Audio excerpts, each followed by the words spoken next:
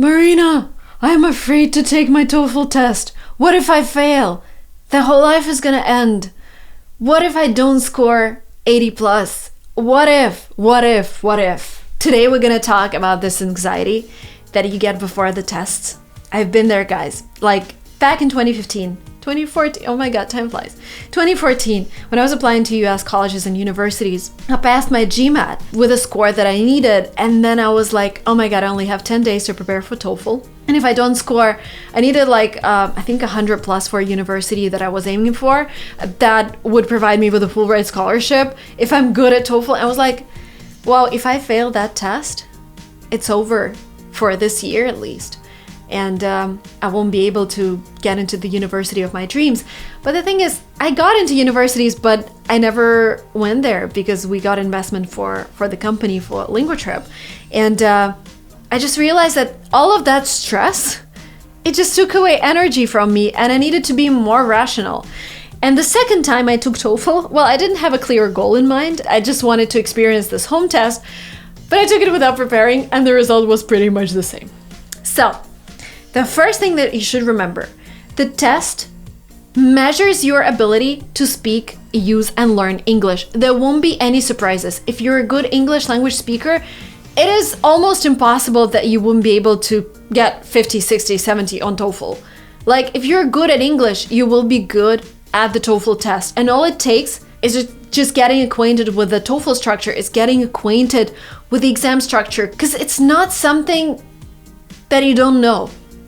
Yes, you might not know the structure of the test, but this is why you prepare.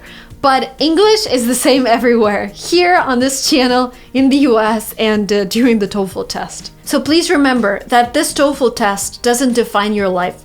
It doesn't define who you are. It just measures your ability to speak English. And please don't think that if you fail on this test, you're not good enough, life is over.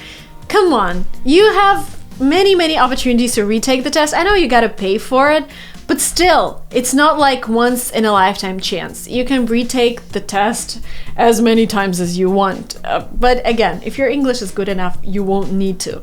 Tip number 2, take home preparation tests, free tests, because again, in my experience, I took some practice tests before the actual test, and my score ended up being the average of what I scored at home. So again, they are not too different from the real exam. And if you take 3 or 4 practice tests at home, they would give you an idea of what you're about to score on TOEFL. And if you score 20 out of 30 on reading, don't hope that you will come to the exam and everything would change and you will score 30 out of 30. Magic wouldn't happen. Well, it might happen for some, but the majority of us, it doesn't happen. But if you score 27 out of 30, 30 out of 30 every time you're doing the reading test at home, there's a really big chance you're gonna stay in that area during the actual exam as well, if you don't stress out too much. Like, stress might cause your score to go down, but if it's just a slight stress, I was a little stressful. I couldn't really eat, but I had my chocolate, I had my water, and I was just breathing in and out. And I told myself, Marina, you love English. You kind of love taking tests. And on that day, I didn't think that my life depends on it. I just thought, this is something I need to do. This is where I show off my English, and that's it. Guys, please sleep. If you have a couple of days left before the exam, there is no point in learning new vocabulary. There is no point in watching more videos about geography or biology. The only thing that will make sense in the last few days before the test is to learn the templates. Just memorize them, have them in your head. If you don't have the templates yet, I would highly recommend taking my TOEFL course that I've created based on my experience. I created it together with a teacher who scored 119 out of 120. We've just upgraded a course and added 15 new lectures. We've added detailed analysis of different types of tasks. For example, for the listening part, we added 3 classes where first, you're going to revise the best strategies for completing the tasks, and then find out the best way of taking notes and later on practice the skill.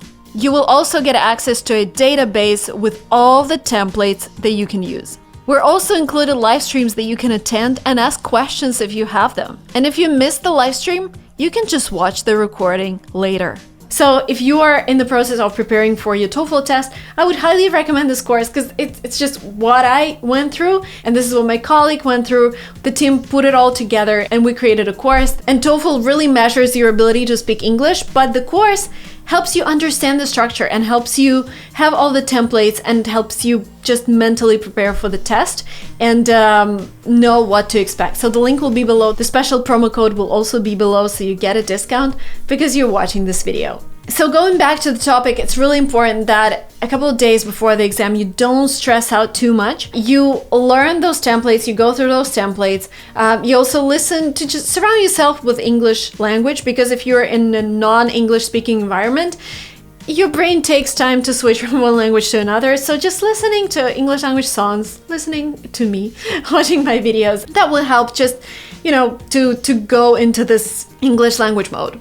In terms of doing mock exams at home, those trial-free TOEFL exams, I would stop taking them a couple of days before the test. Because again, the test is really, really intense, especially the reading part.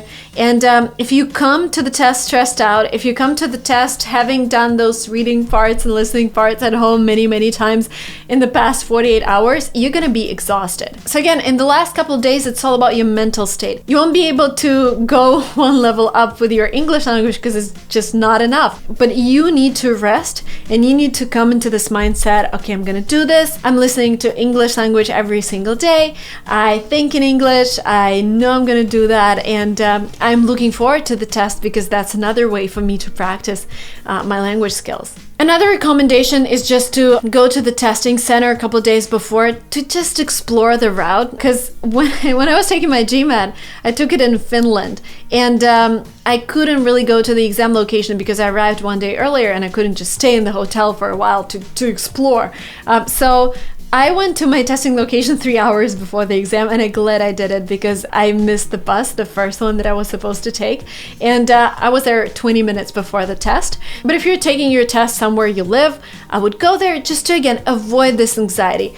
You will know exactly what happened on the day. You will go to the testing location, you will have your water, your chocolate, they will let you in the class, and you will write the test. If you're taking TOEFL from home, then tell everyone to leave the house. I made a mistake of having my baby, my husband, and my mom at the same apartment when I was taking TOEFL.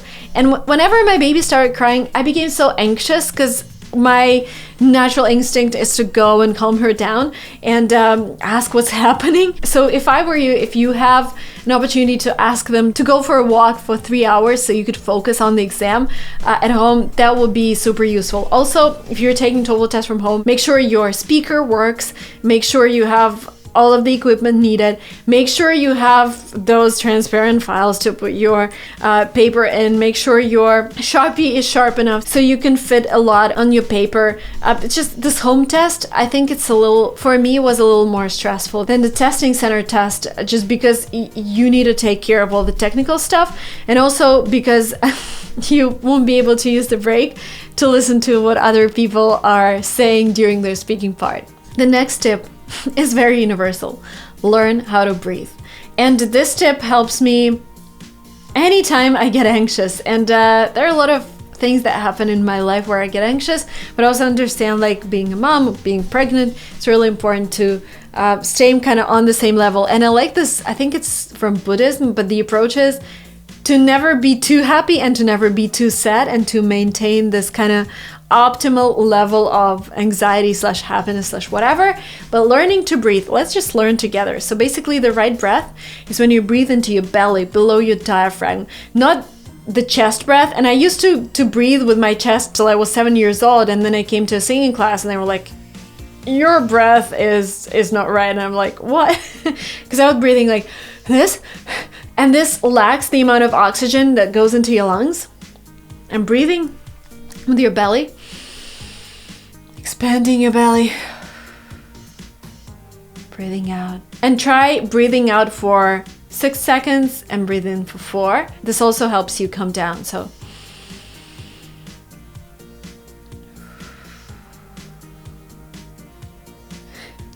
meditation / breath class really helps. Oh, I already feel like I'm slowing down with this. And When you're struggling to go to bed, like if before your exam you're struggling to go to bed, something that really helps me, you breathe in and you count to 6, then you hold your breath and you count to 6, and then you breathe out and count to 6, and you repeat. In this way, like, don't use it before the exam and don't use it during the exam, because this practice actually takes some oxygen from your brain and helps it relax, because when we lack oxygen in our brain, it tends to relax and become like this. So the first practice is to relax during the exam, before the exam. The second practice is to help you fall asleep on the night before the exam. So you breathe in, you hold your breath, and you breathe out. 1, 2, 3, 4, 5, 6. And this way, your brain is kind of oxygen deprived and you fall asleep. Instead of taking pills, instead of taking meds. If you feel that you are too anxious, I would drink chamomile tea, I would drink mint tea, I would drink fennel tea. I wouldn't take pills, especially sleeping pills, because sometimes they have this lasting effect. I was struggling with jet lag when I was going back and forth from Russia, and I started taking sleeping pills. Oh my god, they just ruined my days after arrival, so I stopped taking them. And then when I was pregnant and I traveled for the first time from the US to Russia being pregnant, I didn't take any of the pills, and somehow naturally it all happened. You can also take magnesium, which is kind of milder on your body, but also if you overdo, you would feel that something is happening, something weird is happening to your body. And another tip is practice your tunnel vision. I don't know if you heard of it, but basically during the exam, we just see people taking the same exam and we start thinking, oh my god, she's already finished with this part. Oh my god, that guy just finished the whole test. Oh my god, oh my god. And instead of focusing on your test, your thoughts are all over the place. What if this? What if this happens? Oh my god, did she just go to the restroom? Like, this doesn't matter. Tunnel vision means focusing on your own test, measuring your own progress, watching your own time, and not comparing yourself to others, because it doesn't mean how others perform. You are scored individually. If you're taking your TOEFL at a testing center, there will be people coming back and forth. There will be people asking questions. There will be people like, yes, I did it, yes. And you'll be like, what's going on? And I'm not even finished. I haven't even started this part or that part. So don't panic. So in order to practice this tunnel vision, go to a loud cafe, go to a restaurant or whatever you can sit with a lot of people walking around and take your test and see how you're doing, how you're getting distracted by others. You need to be laser focused. So tunnel vision is really important. And another tip, if you feel that the reading part is almost over and you haven't finished yet, just click whatever answer you think is the best, finish it, breath in, breath out. And remember the principle that helps me a lot. It comes from mathematical methods and economics. So basically you need to apply an optimal policy to whatever you're doing based on your goals and not based on how you performed in the previous section. So basically, if you feel like you failed the reading section, you can't just spend your listening section thinking, oh my god, I failed the whole test. Your strategy in the listening section should be, you forget about what you did in the reading section, you just focus on the listening section as if you just started the test with the same approach. And your goal is to score as much as possible.